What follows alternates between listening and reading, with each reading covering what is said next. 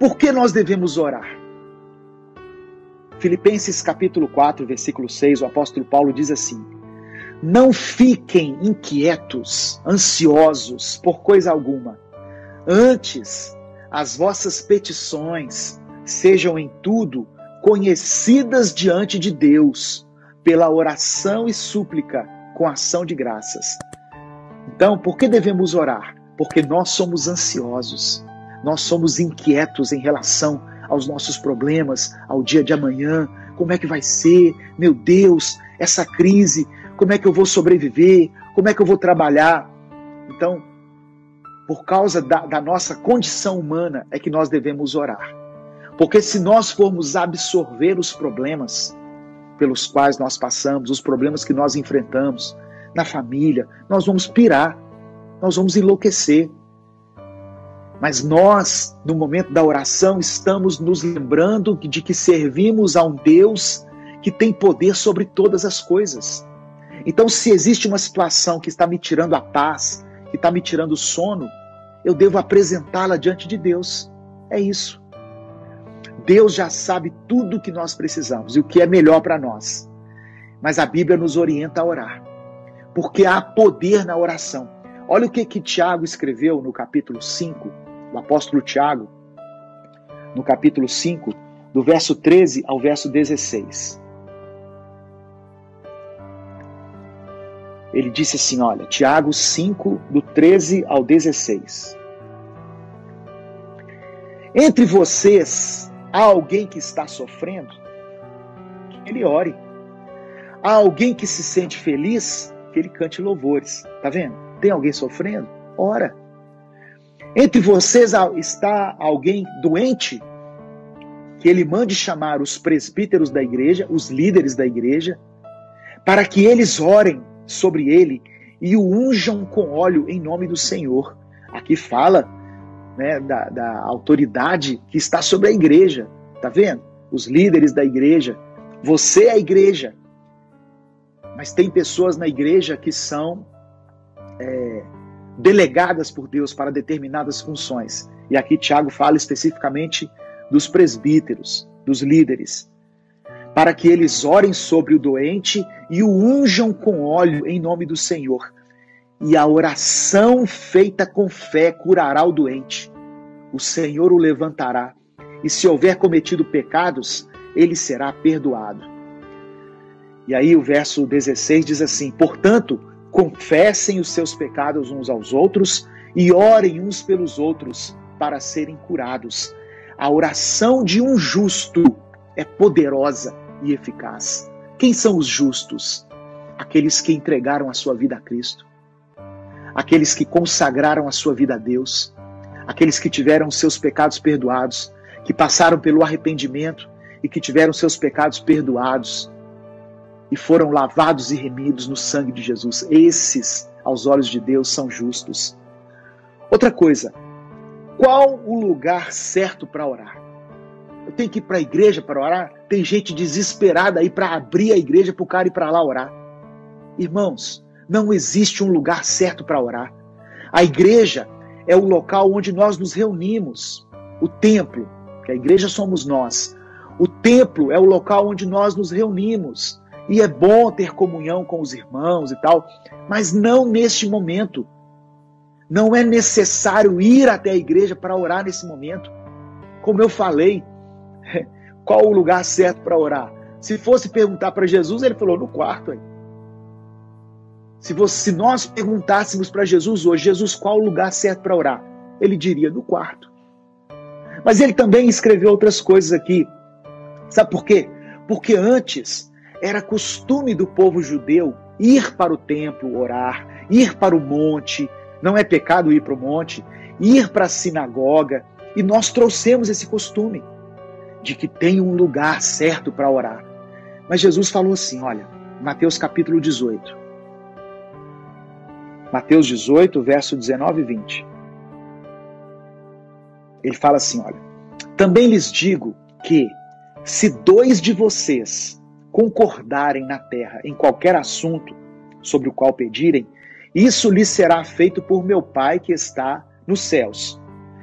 Pois onde se reunirem 2 ou 3 em meu nome, ali eu estou no meio deles.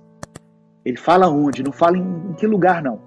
Onde se reunirem, na praça, na rua, na sala, no quarto, lá na empresa, reuniu 2 ou 3 em nome de Jesus, Jesus se faz presente.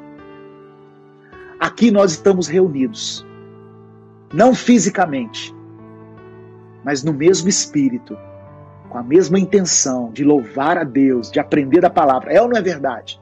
Você aí na sua casa, no seu estado, no seu país, eu aqui em Belo Horizonte, Minas Gerais, Brasil. Mas nós estamos reunidos em nome de quem? De Jesus. Se 2 ou 3 se reunirem em meu nome, eu estarei ali no meio. Jesus está intermediando essa conversa entre nós aqui. Aleluia. Ele está aqui do meu lado. Ele está aí do seu lado. Eu tenho falado que mesmo com cultos online, nós podemos ter experiências tremendas com Deus. Fantásticas. Olha essa palavra, irmãos. Olha como essa palavra falou ao meu coração. Ensinamento simples de escola dominical. Mas como é bom rever essas coisas. Como é bom reaprender essas coisas. Em nome de quem nós devemos orar? Em nome de quem devemos orar? A quem devemos dirigir a nossa oração? João capítulo 14, verso 13 e 14. João 14, verso 13 e 14. Diz assim, olha, Jesus falando, tá? Isso é Jesus, as palavras dele. Isso está na Bíblia evangélica, católica, espírita, as palavras de Jesus. E eu farei o que vocês pedirem em meu nome, para que o Pai seja glorificado no Filho. O que vocês pedirem em meu nome eu farei. Por que que os crentes oram em nome de Jesus? Por causa disso aqui. Porque Jesus ensinou que o que nós pedirmos ao Pai em nome dele será atendido. Ele fará por nós. Ele ratifica, ele reafirma esse princípio em João capítulo 16, uma verdade bíblica. Geralmente ela é respaldada por outras passagens. Em João capítulo 16 diz assim, verso 24, Jesus falando também. Até agora vocês não pediram nada em meu nome. Peçam e receberão, para que a alegria de vocês seja completa. Até agora vocês não pediram nada em meu nome. Talvez você venha de uma tradição onde foi ensinado a você pedir em nome de outras pessoas. Eu vim dessa tradição. Para cada causa havia um santo, havia uma pessoa. Mas Jesus está dizendo para pedir em nome dele. Nós não precisamos de nenhum outro mediador, intermediário, que não seja Cristo. Por que nós oramos em nome de Jesus? Porque nós somos pecadores. Romanos capítulo 3, verso 23 diz que todos pecaram. Todos que nasceram aqui na terra pecaram. Da pessoa mais santa que você conhece, até o mais pecador, todos pecaram. Então não há ninguém, não há nenhum nome pelo qual nós possamos chegar até Deus, apresentar as nossas petições a Deus, muito menos o nosso. Eu não posso orar a Deus dizendo assim, Deus, o senhor me conhece, né? Eu sou o cara do minuto com Deus, eu sou o pastor Edivaldo. Olha o tanto de coisa boa que eu faço, Jesus. Olha as mensagens que eu coloco todo dia na internet. Deus vai olhar para mim e vai dizer assim, você é pecador. Sabe por quê, irmãos? Porque Deus vê os meus pensamentos em todo o tempo, as minhas palavras, as minhas atitudes. Então eu não posso orar baseado no meu mérito. Por isso eu oro em nome de Jesus. Jesus, ele foi morto no meu lugar. Ele venceu o pecado. Ele venceu a morte. Ele venceu o inferno. Ele venceu o mundo. Então, respaldado por ele, pela vida dele, pela obra dele, é que eu oro a Deus, em nome de Jesus. 1 Timóteo capítulo 2, versículo 5. 1 Timóteo capítulo 2, verso 5, diz assim, olha, porque há um só Deus e um só mediador entre Deus e os homens, Jesus Cristo, homem.